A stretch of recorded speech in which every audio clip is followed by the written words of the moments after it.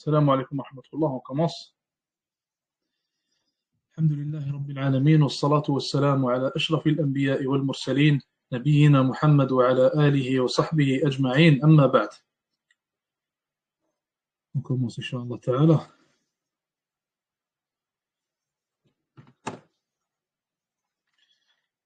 Donc on est à la page 67. On est encore à la page 67. On a vu al-harakat al-mustahabba, donc les actions, les paroles recommandées de la prière. On a vu ce qui est permis, donc al-mubahat, actions, paroles recommandées ou plutôt permises dans la prière. Donc ça concerne plus les actions que les paroles. On a vu aussi al-makruh, ou plutôt on n'a pas vu le makruh, on va le voir aujourd'hui, Inch'Allah Ta'ala. On va commencer avec le makruh.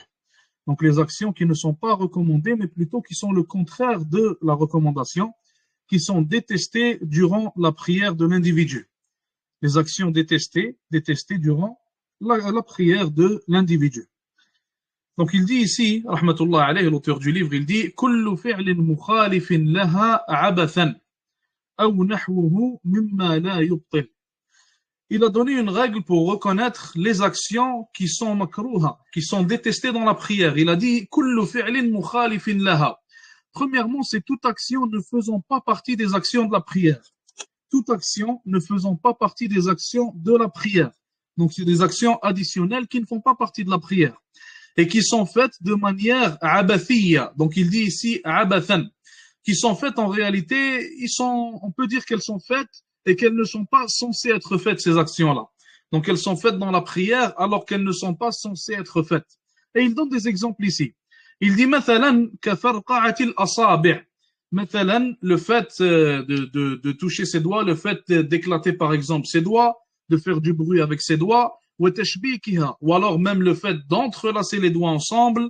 On peut rajouter mathalan le fait de toucher sa barbe, le fait de toucher par exemple son qamis, le fait de toucher quoi que ce soit en fait d'une manière qui n'est pas en fait, qui ne fait pas partie des mouvements de la prière premièrement, et qui est abathiyya, qui est en réalité une action ou alors un mouvement dont on n'a pas besoin. C'est un mouvement inutile, on n'a pas vraiment besoin de ce mouvement-là, et il est en train de le faire sans en avoir besoin. Donc ça, c'est la règle à garder en tête. L'action ne fait pas partie des actions de la prière, et elle est faite alors qu'elle est inutile, on n'en a pas besoin. Donc elle est abathiyya.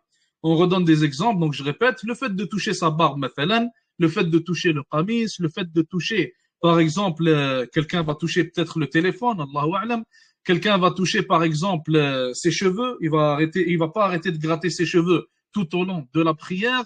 Donc ça, ce sont des actions qui sont makruha, qui sont détestées à faire durant la prière. Sauf que ce qui va différencier entre les actions détestables, donc les actions makruhat, et entre les actions qui sont muharrama, entre le muharramat de la prière, c'est que les actions détestées qu'il est en train de faire, il ne doit pas beaucoup en faire durant la prière. Elle doit être, comme on le dit en arabe, yassira. Il ne doit pas beaucoup en faire durant la prière. Ça veut dire s'il touche sa barbe, il ne la touche pas trop. S'il touche ses cheveux, il ne les touche pas trop. Car s'il les touche à beaucoup de reprises, si on considère que cette personne a réellement fait beaucoup de mouvements inutiles dans la prière, des mouvements ne faisant pas partie de la prière, alors sa prière va être considérée invalide, car ces actions-là vont rentrer dans ce qui est muharram, ce qui est illicite à faire durant la prière et non pas ce qui est détesté. Donc je répète pour le makruhat, pour les actions détestées dans la prière, que ce ne soit pas fait à beaucoup de reprises premièrement, que ce soit des actions qui ne font pas partie de la prière deuxièmement, et que ce soit inutile, il n'a pas besoin de faire ça, il n'y a aucun besoin pour qu'il le fasse. S'il a besoin de faire ça, alors là ça va changer, ça va devenir mubah, ça va devenir permis pour lui. Donc il a besoin maintenant de relever son qamis, il a besoin de relever par exemple son pantalon pour que sa aura reste préservée, elle reste cachée. Dans ce cas-là, c'est un besoin qui peut même aller jusqu'à l'obligation. Donc c'est obligatoire de cacher sa aura et ça peut même aller jusqu'à l'obligation qu'il relève son pantalon mathalan ou descende son chandail, par exemple son pull comme ils disent en France, pour que sa aura reste préservée et ne soit pas dévoilée tout simplement. Donc ça c'était pour le makruhat. Il dit as-sabi', septièmement al-muharram, tout ce qui est muharram, toutes les actions qui sont muharrama dans la prière. Il dit premièrement ces actions-là, si une personne les commet, alors ça invalide sa prière. Ça hiya tubtilu as-salat. Donc on appelle ça en arabe l'ibtal, ce qui est l'invalidation de la prière. Toute personne faisant une de ces actions-là, alors sa prière sera invalidée. Et maintenant, il définit ces actions-là. Il les définit en disant donc, comme on a dit, ce sont des actions qui ne font pas partie de la prière, tout comme pour le makruhat, mais ce sont des actions qu'il va répéter à beaucoup de reprises, contrairement à le makruhat. Donc, c'est ça la seule différence qu'il y a entre le muharram et le makruh.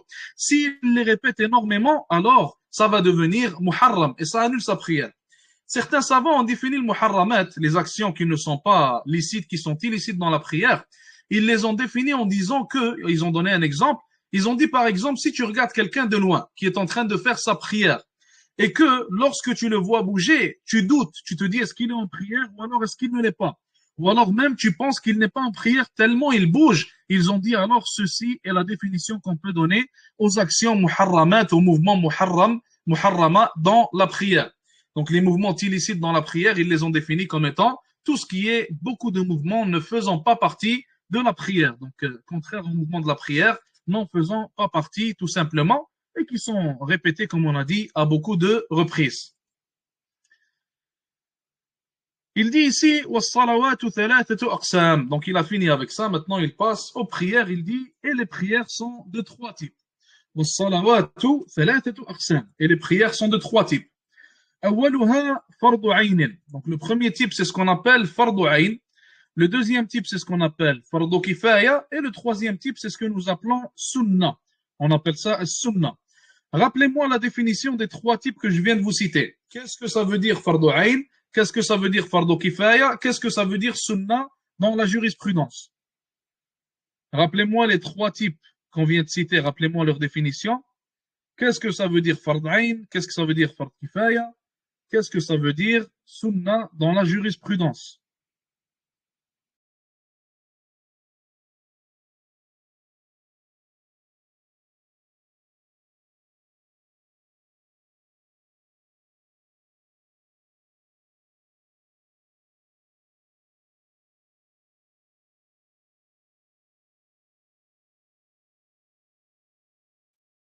Fardu ayn, on traduit ça en français comme étant une obligation individuelle, voulant dire que chaque individu musulman a l'obligation de faire cette action.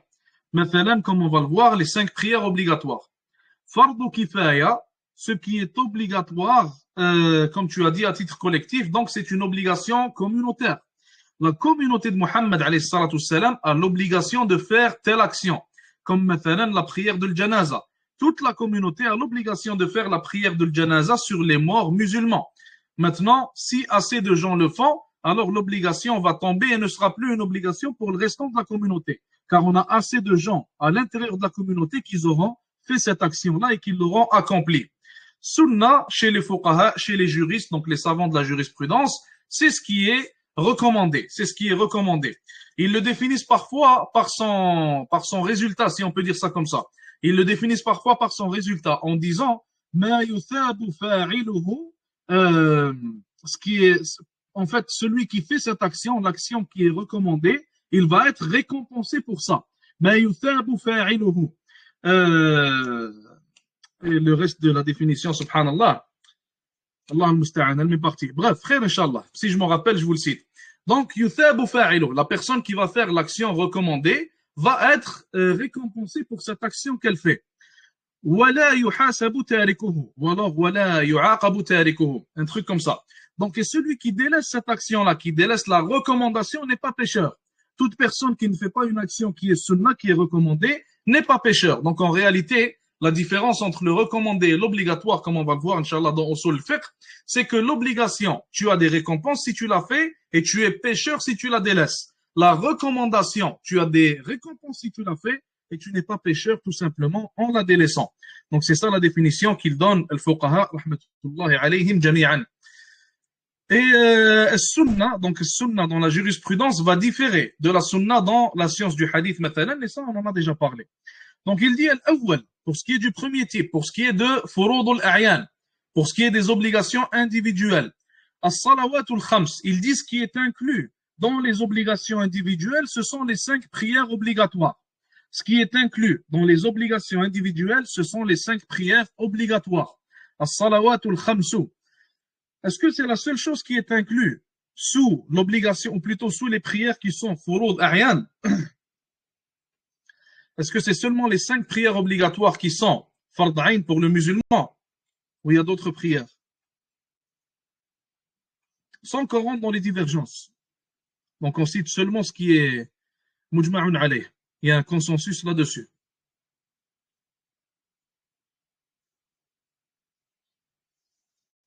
On a la prière de l'Jumu'ah pour les hommes, par consensus. Le witr, ça c'est chez l'Ahnaf, les Hanafi. On a autre chose aussi, on n'a pas juste le Jumu'ah. On a autre chose aussi, rappelez-vous-en.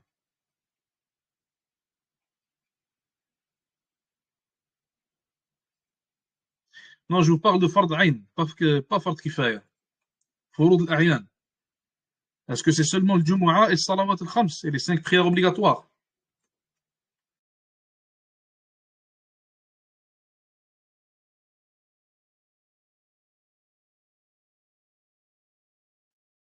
Si quelqu'un fait ce qu'on appelle un nadr, si quelqu'un fait ce qu'on appelle un nadr, il dit à Allah, si tu réponds à mon invocation, si tu me donnes ce que je te demande, alors je vais aller prier 2 prières, ou plutôt 2 rak'at pour toi.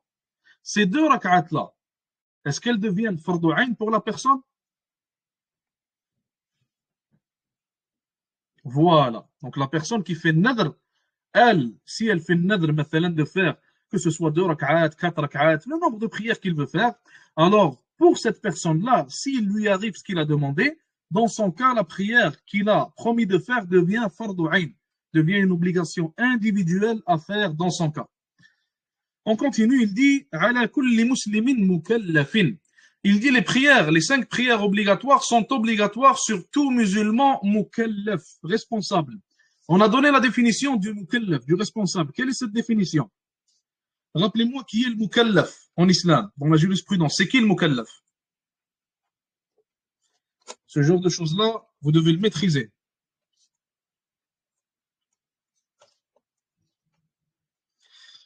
Le musulman, le musulman. Donc si on dit le musulman, ça veut dire que le mushrikin, les kuffars, les obligations légiférées par Allah Azza wa Jal ne les concernent pas. C'est vrai? Rappelez-vous qu'on a dit qu'il y a divergence à propos de ça. Al-Jumhur, les 3 madhab, Ahmed, Shafi'i, Maliki, les 3 madhahib, Al-Jumhur, ils ont dit que le kafir est concerné par les obligations. Donc les 5 prières, le kafir est concerné par ces 5 prières-là aussi. Allah Azza wa Jal a rendu ça obligatoire sur l'humanité, sur les êtres humains. Al-Hanafiya, ils ont dit non. Al-Hanaf, ils ont dit non, il n'est pas concerné par ça. Donc, on peut rajouter le musulman, on peut ne pas rajouter le musulman dans la définition de mukallaf, dépendamment de la différence d'opinion. Bref, on a al-baligh.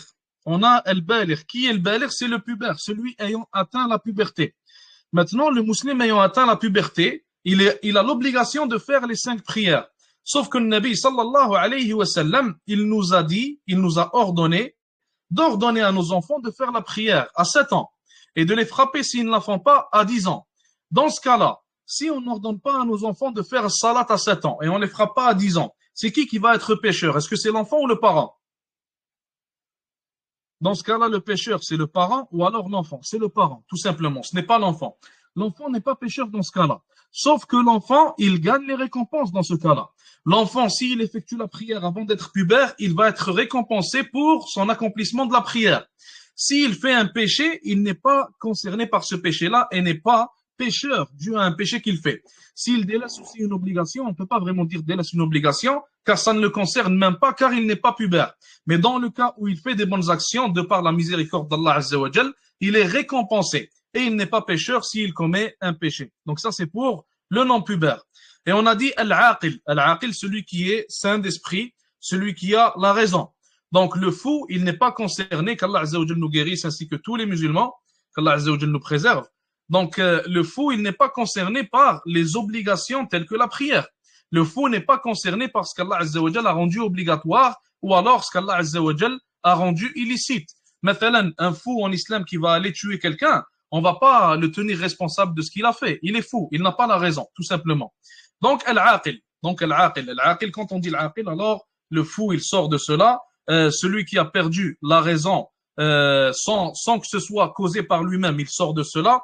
Celui qui a perdu la raison, si c'est lui qui a causé cette perte de raison, alors là, il est tenu responsable. Là, il est tenu responsable. Un exemple, mathalan, celui qui se drogue, par exemple, et il s'est drogué jusqu'à en devenir fou, jusqu'à perdre la raison. Est-ce qu'on dit que cette personne, il a perdu la raison, il n'est plus tenu responsable? Est-ce qu'il n'est pas pécheur, etc. Dans ce cas-là, non. Il est tenu responsable car il a causé sa perte de raison. Donc, s'il la cause, c'est une autre histoire. Les savants disent qu'il est tenu responsable dans ce genre de cas-là. الصلوات الخمس على كل مسلم مكلف غير حائض ونفساء وزائل العقل بأمر يعذر فيه. Et là, il a donné 3 types de personnes qui n'ont pas à faire la prière. Premièrement, al-ha'id, la femme ayant ses menstrues. Premièrement, al-ha'id, la femme ayant ses menstrues. Lorsque la femme a ses menstrues, elle n'a plus à accomplir les prières obligatoires.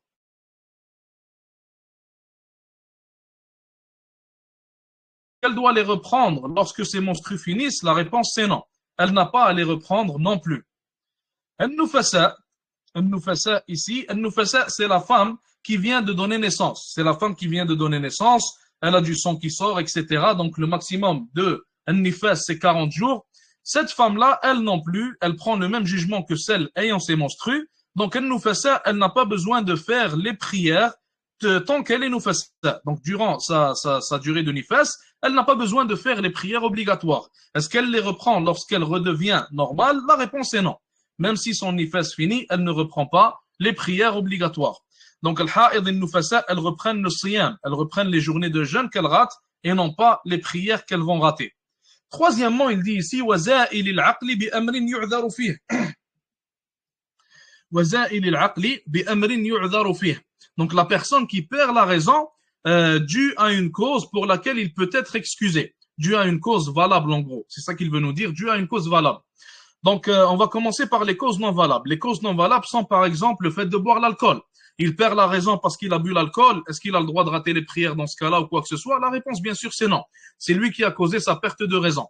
Il perd la raison, mathalan, parce qu'il s'est drogué. Il est devenu fou à un moment donné dans sa vie. Est-ce qu'il est tenu responsable? Comme je l'ai dit, bien sûr, il est tenu responsable encore une fois. Donc, il n'est pas excusé. Ce ne sont pas des raisons valables dans ce cas-là. Quelles sont les raisons valables? Les raisons valables sont, mathalan, quelqu'un qui perd conscience, quelqu'un qui va tomber dans un coma, mathalan. Quelqu'un qui a fait un accident sans faire exprès, il va encore une fois tomber par exemple dans un coma, quelques jours, quelques mois, etc. Donc tout ça, ce sont des raisons valables. Lorsqu'il tombe dans un coma ou alors perd la raison due à une raison valable, est-ce qu'il doit reprendre les prières ou non? Est-ce qu'il doit reprendre les prières ou non? Le Cheikh Abdel Mohsin Zamil, il dit que selon le madhab, selon les Hanabila, il doit reprendre les prières s'il rentre dans un coma de 3 jours ou moins. Donc, il reprend les prières de 3 jours ou moins que ça. Si ça rentre dans plus, alors il n'a pas besoin de refaire les prières qui dépassent ces 3 jours-là, tout simplement. Selon les Hanafi, il doit reprendre les prières d'une journée seulement. Selon les Hanafi, il reprend les prières d'une journée seulement. Et selon l'imam Malik et l'imam Shafi'i, rahmatullahi ala al-jami', il n'a pas de qada à faire. Il n'a pas de prière à reprendre, tout simplement. Et c'est l'avis que Cheikh Abdel Mohsin Zamil, il a cité comme étant le rajih, il a cité comme étant l'avis le plus correct, sauf qu'il a cité un point important. Si quelqu'un, maintenant, il rentre dans un coma, ou l'iyadu billah, qu'Allah nous en préserve tous, ainsi que tous les musulmans, si quelqu'un rentre dans un coma, et que ce n'était pas une longue durée, donc c'est pas des mois ou quoi que ce soit, c'est quelques jours ou alors 2-3 jours, et il a la capacité de reprendre ses prières, alors il devrait le faire. Il devrait reprendre ces prières-là tant que ce n'est pas trop dur pour lui, tant qu'il en a la capacité pour sortir du khilaf, pour sortir de la différence d'opinion et pour, Inch'Allah Ta'ala, être sûr de ne pas avoir tort. Donc, parfois, les savants, ce qu'ils vont dire lorsqu'il y a une différence d'opinion, surtout si les preuves des deux camps sont très fortes, donc ils vont inciter les gens et ils vont leur conseiller de sortir de la différence d'opinion de la meilleure manière possible. Donc, dans ce cas-là, d'essayer de reprendre les prières pour ne pas être dans la différence d'opinion et pour pouvoir en sortir de la meilleure manière, Inch'Allah Ta'ala. Et le deuxième type, fardul kifaya. Le deuxième type, ce sont furud al-kifaya, les obligations communautaires. Les obligations communautaires. Question pour vous. On a une salade de janaza à faire dans un quartier, mathalan. On a une salade de janaza à faire. On a des musulmans qui habitent dans ce quartier-là et ils n'ont pas fait la salade de janaza sur cette personne. Qui va être pécheur dans ce cas-là? Qui va être pécheur dans un tel cas, dans une situation similaire? Qu'est-ce que tu veux dire par tout le monde?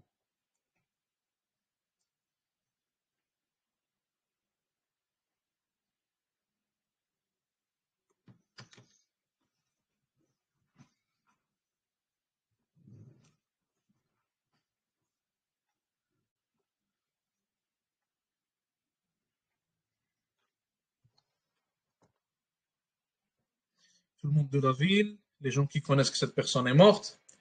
On peut le dire d'une manière plus résumée et plus simple. On peut le dire en disant tous ceux qui avaient la capacité de le faire. Tous ceux qui avaient la capacité de le faire et ne l'ont pas fait.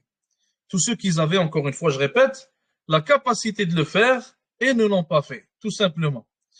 Donc, si quelqu'un n'a pas la capacité, Allah Azza wa Jal dit dans le Coran, La yukallifu Allahu nafsan illa wus'aha. Allah Azza wa Jal ne donne de tâche, mathalan, à quelqu'un que s'il est capable de faire cette tâche-là. Allah Azza wa Jal n'ordonne quelque chose à quelqu'un que s'il en a la capacité. Donc, lorsqu'une personne n'a pas la capacité de faire une telle action, dans ce cas-là, Inch'Allah Ta'ala, elle n'est pas tenue responsable pour son délaissement, tout simplement. Maintenant, pour ce qui est de l'majnoun, pour ce qui est de la personne ayant complètement perdu la raison avant de passer aux obligations communautaires, pour ce qui est de la personne qui est majnoun, alors une telle personne, bien sûr, celui qui est fou, comme on a dit, il n'a aucun teklif sur lui. Il n'est responsable d'aucune action qu'il doit faire tant qu'il n'a pas la raison, tout simplement. Donc, furud al-kifaya, tout ce qui est fard kifaya, obligation communautaire, il a dit, premièrement, salatul idain. Premièrement, les prières des deux Eid. Donc, Eid al-Adha, Eid al-Fitr. Chaque Eid a sa prière. Et les deux prières des deux Eid sont ce qu'on appelle parmi les sha'a'ir de l'islam, parmi les symboles apparents, importants de l'islam.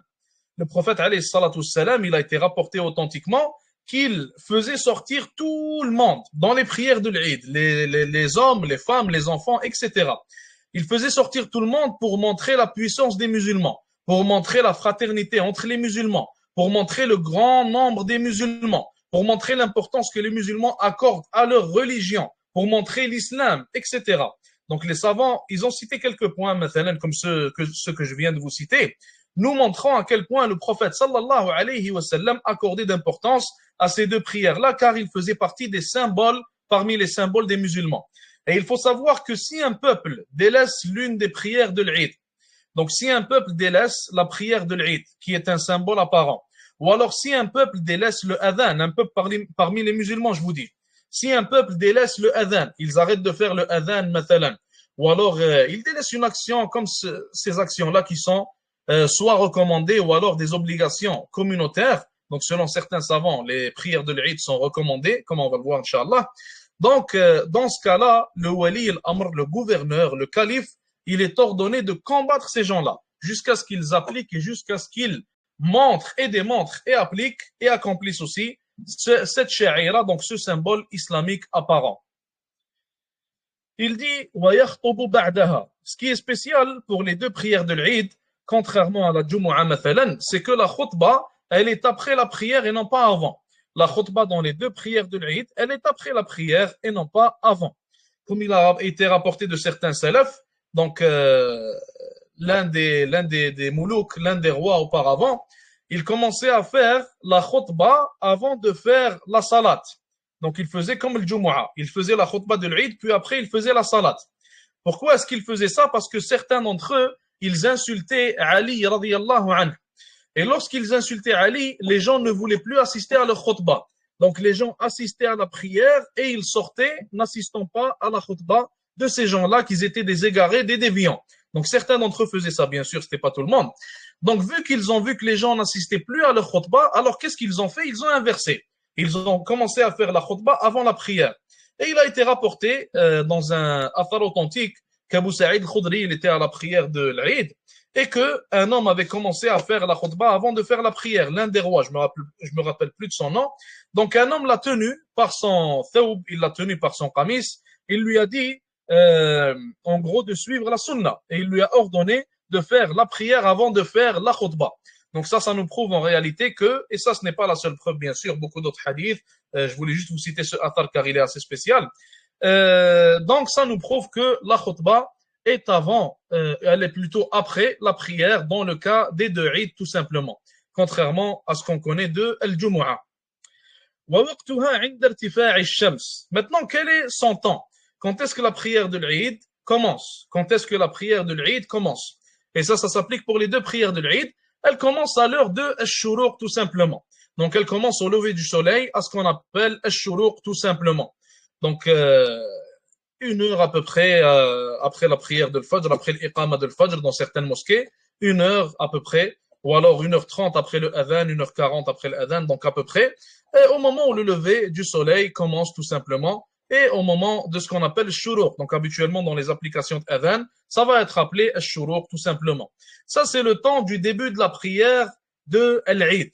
Quand est-ce que la prière de l'Eid elle finit? Elle finit avec az-zawal. Elle finit avec az-zawal. Donc on avait défini zawal lorsqu'on a parlé des temps de prière. Elle finit quelques minutes tout simplement avant la prière de al-dhuhr.